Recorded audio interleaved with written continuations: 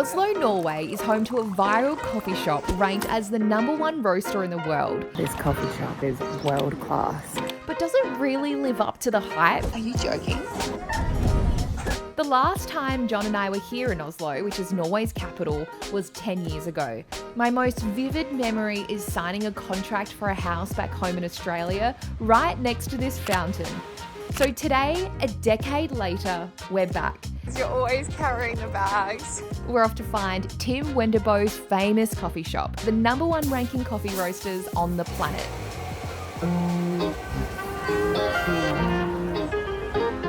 Good morning. It is 8:30 on a Saturday morning and Norway, Oslo is quiet. She's sleeping in. John and I were so starving from jet lag. We just got ourselves from McDonald's because that's the only thing that opened at 7 a.m. Somehow we ended up here. Nothing is open at all. It's like dead. I don't know if it's because it's so cold. Tim Wendelboe's doesn't open until 11 a.m. on weekends. I cannot believe that it was 10 years ago since we were here last. I know. And I remember sitting here thinking, oh, I've only got a day, but we'll come back one day and we'll finish it off. Like, we'll see it properly. Over 24 hours, we have 8 top things to see, taste, and try while here in Oslo. This episode is going to be punchy, so treat it as a guide and use it as a reference ahead of your next visit here. To be honest, there's so much to see in Norway. Our main reason for popping through was to see the Lofoten Islands. Just wanted to squeeze one thing in that makes us feel like we've been productive, and that is the Lofoten Islands, which is right up in the northern part of Norway in the Arctic Circle. Which are a 2-hour flight from Oslo, so make sure you go check out that video. I'll put the link in the description below. The sun stays up for 24 hours, so from the 26th of May, it's 24 hours of daylight. I'm wondering whether that's why things open so late here, because the sun sets so late, so they just do it when it's warmer. That's so true. They just get out and about when it's warmed up a little bit. So we're just walking around town. We show you around. Let's bring up a map. This is today's plan. So we're going to walk to the Royal Palace, take a quick detour along the waterfront, then we're going to catch a tram to Wendelboe's. So just up here is the Royal Palace. I think that's where we're going. Oslo is a pretty small capital, really. It's home to 700,000 people. This is the chocolate. See, there's the big sign up there. And this morning it feels really calm. The streets are quiet, and for Europe, it is spotless. The air is crisp and everything just works. Now, the Royal Palace is where the current king and queen live. There's guided tours in summer, it looks stunning inside, and there's a changing of the guard at 1:30 in the afternoons. We're a bit early, so off to the waterfront we go.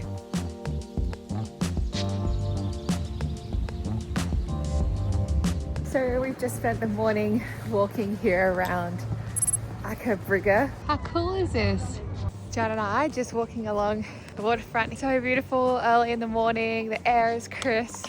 And there are so many people swimming and doing cold plunges here. If I wasn't 7 months pregnant, John and I would have definitely booked in for a sauna here. They're built right up on the water's edge and they have epic views of the marinas, the cruise ships and the yachts passing by.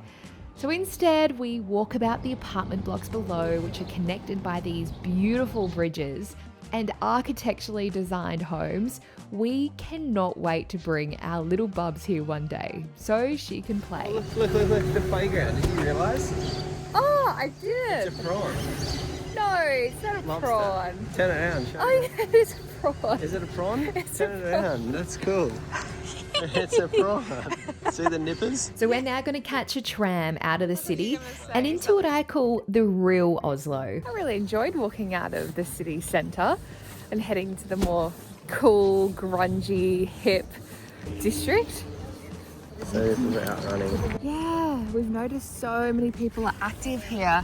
Oslo is easy to navigate if you've got a phone with an eSIM. We're using Saily, who's the sponsor of this episode. But on the way, we realised that the Wendelboe's coffee doesn't open for another hour. It opens at 11. It's a Saturday morning. Look at the light. Look at everyone here. So using Saily, we were able to research on the go and found this famous market hall on the way. Wow, this is cool. This is why having an eSIM is worth its weight in gold. because we were able to find this treasure on the go.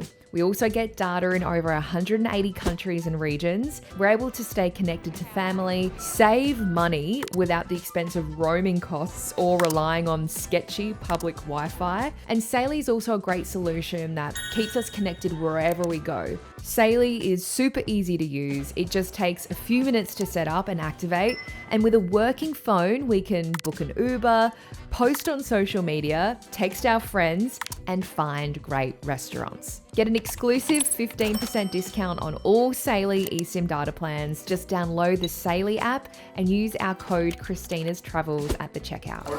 So we've decided to come to a Mathallen juice joint.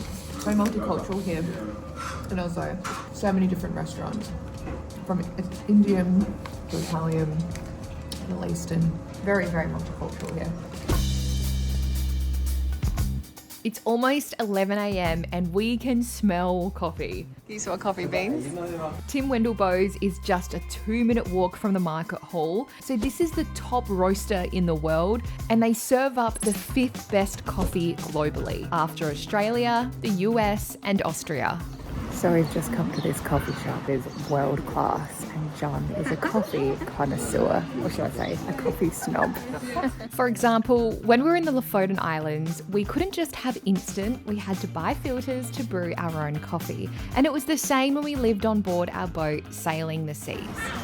Just open the doors. Now, prefix here, coffee is one of those strangely sensitive and subjective topics, right? Oh my gosh, as soon as you walk in, you smell coffee beans. So whether you'd prefer a macchiato in an ancient Italian town, Espresso shot with a dash of hot milk.